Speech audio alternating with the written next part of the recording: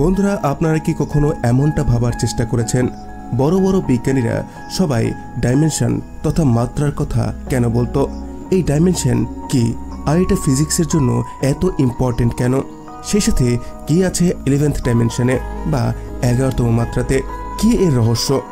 এমনটা মনে করা হয় মানুষের মতোই এই অনন্ত ব্রহ্মাণ্ডে এমন অনেক সভ্যতা মজুদ আছে, যাদের মধ্যে কিছু আমাদের থেকে বিকশিত, আবার কিছু আমাদের থেকে পিছিয়েও আছে। অপরদিকে কিছু আমাদের থেকে অনেক বেশি অ্যাডভান্সও হবে। কিন্তু এই অনন্ত ইউনিভার্সে বিভিন্ন সভ্যতার বিকাশের গতির পরিমাপটা কি? ফিজিক্সের ভাষাতে যদি আমরা বলি, তো কোনো সভ্যতার আধুনিকতার পরিমাপ এটা থেকেই করা যায় যে তারা কয়টি ডাইমেনশনে ভ্রমণ করতে পারে বা কয়টি ডাইমেনশন তাদের কন্ট্রোলে রয়েছে। বিজ্ঞানীদের অনুসারে এই অনন্ত ব্রহ্মাণ্ডে মোট 11টি ডাইমেনশন হতে পারে। এর মানে এই 11টি ডাইমেনশনের উপরে ভিত্তি করে এমন বেশ কিছু সভ্যতা মজুদ হবে যাদের কাছে সম্পূর্ণ ইউনিভার্সের ওপর রাজত্ব করার শক্তি হবে। তো আসুন বন্ধুরা, জানি 11টি ডাইমেনশনের শক্তি সম্পর্কে, আর এটাও জানবো গড কত নম্বর ডাইমেনশনে হতে পারে। সো হ্যালো ফ্রেন্ড, আপনারা দেখছেন সায়েন্স বাংলা, আর আমি আপনাদের বন্ধু উত্তম। আসুন শুরু করছি আজকের আরও একটি ইনফরমেটিভ ভিডিও। সর্বপ্রথম ডাইমেনশনের সম্পর্কে আপনাদের আরও কিছু তথ্য জানিয়ে নেই। ডাইমেনশন বা মাত্রা বলতে কোনো স্থান বা বস্তুর প্রতিটি বিন্দুকে নির্দিষ্ট করতে সর্বনিম্ন যতগুলো স্থানাঙ্কের প্রয়োজন তাকে বোঝায়। স্বাভাবিকভাবে ডাইমেনশন বলতে যে কোনো একটি দিককে বোঝায়, যেমন সরলরেখা একমাত্রিক, এর প্রতিটি বিন্দুকে সংজ্ঞায়িত করতে একটি মাত্র স্থানাঙ্কই যথেষ্ট। সরলরেখা হচ্ছে প্রথম মাত্রার সবথেকে উৎকৃষ্ট উদাহরণ। ধরে নিতে পারেন, যদি কোনো প্রাণী ফার্স্ট ডাইমেনশনে থাকে, তাহলে সেই প্রাণী শুধুমাত্র সামনে এবং পেছনে মুভ করতে পারবে। দ্বিতীয় ডাইমেনশন বা দ্বিতীয় মাত্রায় একটি তলের উপর কোনো বিন্দুর দৈর্ঘ্য ও প্রস্থ থাকবে, যেমন হচ্ছে বর্গ একটি দ্বিতীয় মাত্রাকে নির্দেশ করে। একটি কাগজের উপর একটি সরলরেখা টানলে সেটি হবে প্রথম মাত্রা, এবং সেই সরলরেখা যখন দৈর্ঘ্য ও প্রস্থ থাকবে তখন সেটা হবে দ্বিতীয় মাত্রা। এর মানে একটি বস্তুর যখন দৈর্ঘ্য, প্রস্থ, উচ্চতা থাকবে তখন সেটি তৃতীয় মাত্রাকে নির্দেশ করে। এখানে আমরা প্রতিটি দিকে মুভ করতে পারি, আগে পেছনে, ডানে বাঁয়ে, উপর দিকে, সব দিকেই। এই ডাইমেনশন আমাদেরকে প্রতিটি দিকে মুভ করার স্বাধীনতা দেয়, আর সেটা ছাড়াও একটি গঠনমূলক স্বাধীনতা আমরা এই ডাইমেনশনেই পাই। বেসিক্যালি এই ডাইমেনশনে স্বাধীন সভ্যতার জন্ম হয়, আর এখানে সর্বমোট 8টি কোঅর্ডিনেটস হয়ে থাকে। এগুলো তো ছিল স্ট্রাকচারাল ডাইমেনশন, মানে ওই ডাইমেনশন যেগুলো আমরা মানুষ বা অন্যান্য জীবকে আকার দিতে সহায়তা করে। কিন্তু এখন আসুন কথা বলি ওই সমস্ত মাত্রা বা ডাইমেনশনের, যা এই সমস্ত সাধারণ সভ্যতাকে অসাধারণ সব শক্তি দিয়ে তাদেরকে দেবতাদের মতো শক্তিশালী করে দেয়। শুরু করি আমাদের 4th ডাইমেনশন থেকে। প্রথমে বিজ্ঞানীরা এমনটাই মনে করতেন, আমাদের দুনিয়া শুধুমাত্র 3টি ডাইমেনশনেই মজুদ আছে। কিন্তু যখন বিজ্ঞানী আইনস্টাইন তার থিওরি অফ রিলেটিভিটি দুনিয়ার সামনে রাখেন, তখন সবাই এটা বুঝতে পারেন এই ব্রহ্মাণ্ড ততটাও সীমিত নয় যতটা আমরা বুঝতে পারছি। আর এইখান থেকেই আলাদা আলাদা ডাইমেনশনের খোঁজ শুরু হয়। আর সময়ের সাথে সাথে বিজ্ঞানীরা আমাদের সামনে 11টি ডাইমেনশনকে রাখেন, যার মধ্যে 4th ডাইমেনশনের সম্পর্কে বিজ্ঞানী আইনস্টাইনই আমাদেরকে বলেছিলেন। এই 4th ডাইমেনশন হলো সময়, এর মানে টাইম। পরিস্থিতি যেমনই হোক না কেন, কিন্তু সময় একমাত্র এমন একটি জিনিস যার গতি কখনো থামে না। আর সময়ের 4th ডাইমেনশন হওয়ার মানে এটাই, হয়তো কোনো এমন সভ্যতাও উপস্থিত হবে এই ইউনিভার্সে যারা সময়কেও তাদের কন্ট্রোলে রেখেছে। কিন্তু 4D মানে 4th ডাইমেনশনের সভ্যতা কখনো সময়কে তাদের আয়ত্তে আনতে পারবে না। ফিজিক্সের অনুসারে 4th ডাইমেনশন মানে 16টি কোঅর্ডিনেটস হয়ে থাকে, আর এর মধ্যে থাকা সভ্যতার কাছে শুধুমাত্র সময়ের আগে এবং পেছনে দেখার শক্তি হয়ে থাকে, কিন্তু ওই সময়ের সাথে কোনো প্রকার হস্তক্ষেপ করার ক্ষমতা তাদের থাকে না। ফিজিক্সের অনুসারে এই সভ্যতার প্রাণী ভবিষ্যতে আসা ঘটনাকে তো দেখতে পারে, কিন্তু তার পরিবর্তন করতে পারে না। আর এইরকমই অবস্থা তার অতীতের সাথেও হয়। 4th ডাইমেনশনে থাকা সভ্যতা তারা তাদের অতীতে দেখতে পারে, কিন্তু তার সাথে কোনো প্রকার কাটছাট করতে পারে না। কিন্তু একটিবার ভেবে দেখুন, কোনো এমন সভ্যতা আছে যার কাছে সময়ের অতীতে এবং ভবিষ্যতে দেখার ক্ষমতা আছে, এবং সেই ক্ষমতার ব্যবহার সে যে কোনো সময় করতে পারে। এই শক্তি তাকে কারো থেকে কম করে না, কারণ সে জানে ভবিষ্যতে কি হতে যাচ্ছে। কিন্তু এই ইউনিভার্সের দৃষ্টিকোণ থেকে চতুর্থ মাত্রা ফোর্থ ডাইমেনশন এটা তো খুবই সামান্য একটি মাত্রা, যেটাকে আপনি হয়তো খুবই সহজভাবে বুঝেও গেছেন।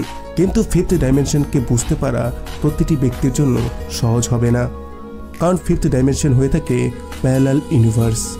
ফিজিসিস্টদের অনুসারে ফিফথ ডাইমেনশনে থাকা জীব প্যারালাল ইউনিভার্সে দেখতে পারে এবং ওইখানকার গতিবিধির উপর নজর রাখতে পারে। কিন্তু এইখানে একটি বিষয়, ফিফথ ডাইমেনশনের সভ্যতা শুধুমাত্র প্যারালাল ইউনিভার্সকে অবজার্ভ করতে পারবে, তার মধ্যে কোনো প্রকার হস্তক্ষেপ করতে পারবে না। সিক্সথ ডাইমেনশন আমাদেরকে শক্তি দেয় টাইম ট্রাভেল করার। টাইম ট্রাভেল সবসময় আমাদের জন্য ভীষণই রোমাঞ্চকর একটি বিষয়। এমনিতেও আমরা টাইম ট্রাভেলকে নিয়ে বেশ কিছু প্যারাডক্সের তৈরি করে এটাকে আরও অধিক বেশি কমপ্লিকেটেড করে দিয়েছি, যার জন্য আমাদের কাছে এমনটাই মনে হয় টাইম ট্রাভেল করা সম্ভব নয়। কিন্তু ফিজিসিস্টদের এই ডাইমেনশনের সেকশনে টাইম ট্রাভেল সম্ভব। তাই এই ডাইমেনশনে মোট 64টি ম্যাথমেটিক্যাল পয়েন্টস হয়ে থাকে। এই ডাইমেনশনের সভ্যতা সময়ের আগে এবং পেছনে যেতে পারে এবং তার সাথে কিছুটা কাটছাঁটও করতে পারে। আর এখন এইখানে আরও একটি প্রশ্ন তৈরি হয়, যদি সময়ের পেছনে বা ভবিষ্যতে গিয়ে সময়ের সাথে কোনো প্রকার কাটছাঁট করা হয় তাহলে নতুন একটি টাইম লাইন ক্রিয়েট হতে পারে। সত্যি অর্থে টাইম ট্রাভেল ভীষণই জটিল একটি বিষয়। এই বিষয়টি নিয়ে নেক্সটের কোনো একটি ভিডিওতে ডিটেলসভাবে আলোচনা করব। কিন্তু বন্ধুরা, টাইম ট্রাভেল নিয়ে আমার এই চ্যানেলে একটি ভিডিও আছে যেটা স্টিফেন হকিং টাইম ট্রাভেলের সম্পর্কে কী ধারণা করতেন সেটি নিয়ে তৈরি করা একটি ডিটেলস ভিডিও। আপনি সেই ভিডিওটি অবশ্যই দেখবেন, সেটার লিঙ্ক নিচে ডিসক্রিপশন এবং ওপরের আই কার্ডে দেওয়া থাকলো। যাই হোক বন্ধুরা, এরপর সেভেন্থ ডাইমেনশন, যেটা 128টি ম্যাথমেটিক্যালস পয়েন্ট দ্বারা তৈরি। 7Dতে থাকা কোনো জীবের কাছে এইরকম শক্তি থাকবে, ও যে কোনো প্যারালাল ইউনিভার্সে ঘুরে বেড়াতে পারবে। আমরা মানুষ যেমন এক শহর থেকে অন্য শহরে অতি সহজেই ঘুরতে পারি এবং এক দেশ থেকে অন্য দেশে অল্প পরিশ্রমের মাধ্যমেই যেতে পারি, ঠিক এমনইভাবে সেভেন্থ ডাইমেনশনে থাকা সভ্যতা এক প্যারালাল ইউনিভার্স থেকে অন্য প্যারালাল ইউনিভার্সে যাবার ক্ষমতা রাখবে। এমন হতে পারে তাদের কাছে এমন কোনো ডিভাইস হবে, আর না হয় তাদের কাছে এমন কোনো শক্তি হবে, কিন্তু তাদের কাছে শক্তিটা হবে যার থেকে তারা প্যারালাল ইউনিভার্সে ট্রাভেল করতে পারবে। জানি এই সমস্ত কিছু আপনার কাছে কোনো মুভির কাহিনী মনে হচ্ছে, কিন্তু যদি আপনি সেভেন্থ ডাইমেনশনকে নিয়ে ইন্টারনেটে অধিক বেশি রিসার্চ করেন তো আপনি এই কনসেপ্টটিকে আরও সহজ ও ডিটেলভাবে বুঝতে পারবেন। কিন্তু এর থেকেও অধিক শক্তি আপনার কাছে তো এইটথ ডাইমেনশন মানে অষ্টম মাত্রাতে আসবে, কারণ এইটথ ডাইমেনশনে আপনি master of all seventh dimension হয়ে যান। এই মাত্রাতে প্রবেশ করা মাত্রই আপনি আপনার পেছনের 7 মাত্রাকে আপনার আয়ত্তে আনতে পারবেন। আর এর মানে এটাই, আপনি এই ডাইমেনশনে অন্য কোনো প্যারালাল ইউনিভার্সে গিয়ে হস্তক্ষেপও করতে পারবেন। কিন্তু যখন বিজ্ঞানীরা এই ডাইমেনশনের সম্পর্কে আরও অধিক বেশি রিসার্চ করে তখন তারা এমনটাই জানতে পারে, ম্যাথমেটিক্যালি এই ডাইমেনশনে আপনার পাওয়ারের মধ্যে কিছুটা লিমিটেশন থাকবে, যার মধ্যে একটি লিমিটেশন এটাই, আপনি কোনো প্যারালাল ইউনিভার্সে গিয়ে তখনই কোনো প্রকার পরিবর্তন করতে পারবেন যখন আপনার অরিজিনাল ইউনিভার্স আর ওই প্যারালাল ইউনিভার্সের সময় এক সমান চলবে। যদি আমরা সায়েন্সের ভাষায় বলি তো আপনার ইউনিভার্সের টাইম গ্রিডস ওই প্যারালাল ইউনিভার্সের টাইম গ্রিডসের সাথে সেম হতে হবে, তাহলে আপনি অন্য প্যারালাল ইউনিভার্সে যেতে পারবেন এবং সেখানে গিয়ে কোনো প্রকার পরিবর্তন করতে পারবেন। যদি এটা না হয় তাহলে কোনো প্রকার পরিবর্তন করতে পারা আপনার জন্য অসম্ভব হয়ে যাবে। এরপর আমাদের নেক্সট ডাইমেনশন, 9th ডাইমেনশন। এই ডাইমেনশনে আপনি যে কোনো প্যারালাল ইউনিভার্সে যে কোনো প্রকার পরিবর্তনকে অতি সহজেই করতে পারবেন, সে যে কোনো প্যারালাল ইউনিভার্সে যে কোনো টাইমে চলুক না কেন। এর মানে যেমনটা আপনি বিভিন্ন সুপার হিরো মুভিতে দেখে থাকেন, ঠিক তেমনইভাবে আপনি এই ডাইমেনশনে যে কোনো অন্য প্যারালাল ইউনিভার্সে গিয়ে পরিবর্তন করে আবার আপনি আপনার ইউনিভার্সে অতি সহজেই ফিরে আসতে পারবেন। আর এমনটাই মনে হবে যেন কোনো কিছুর পরিবর্তনই হয়নি। কিন্তু বাস্তবতার আধারে এই কথাটি ততটা আমাদেরকে সন্তুষ্ট করে না। আর এই মাত্রাতেও আপনার এই পরিবর্তনের একটি মূল্য আপনাকে অবশ্যই চুকাতে হবে। বিজ্ঞানীরা এমনটাই মনে করছেন, এই নবম মাত্রাকে আয়ত্ত করার পরেও যদি আপনি কোনো প্যারালাল ইউনিভার্সে কোনো প্রকার পরিবর্তন করেন তো তার প্রভাব আপনি আপনার টাইমলাইনেও পাবেন। ফর এক্সাম্পল, যদি আপনি কোনো দ্বিতীয় টাইমলাইনে গিয়ে আপনি যদি আপনারই কোনো রূপের ক্ষতি করে দেন তাহলে সেটার প্রভাব আপনিও আপনার টাইমলাইনে পাবেন। বন্ধুরা, এই 9th ডাইমেনশনকেই one of the most complicated dimension মনে করা হয়। এই মাত্রাতে আপনি যদি কোনো প্যারালাল ইউনিভার্সে গিয়ে আপনারই মতো দেখতে কোনো রূপের যদি ভালো কিছু করেন, তাহলে এখানে আপনারও আপনার ইউনিভার্সে ভালো কিছুই হবে। এর মানে প্যারালাল ইউনিভার্সে গিয়ে আপনি যেমন কর্ম করবেন আপনার ইউনিভার্সে তেমনই ফল পাবেন। এবার সর্বশেষ ডাইমেনশন বা মাত্রা, যেটাকে 10th ডাইমেনশন বলা হয়ে থাকে। আবার অনেকে এটাকে গড ডাইমেনশন বলেও জেনে থাকেন। আমাকে অনেক সময় অনেকে এমন একটি প্রশ্ন করেন যে সত্যি গড বলে কোনো কিছু আছে? যদি আমি বিজ্ঞানের ভাষায় এই প্রশ্নের উত্তর দেই, তাহলে আমি এটাই বলবো, 10th ডাইমেনশনে থাকা সভ্যতাই বিজ্ঞানের ভাষাতে গড হতে পারে।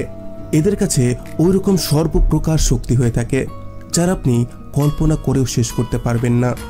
এই ডাইমেনশনের সভ্যতা যে কোনো সময়রেখাতে আগে এবং পেছনে গিয়ে নিজের ইচ্ছা অনুসারে পরিবর্তন করতে পারবে।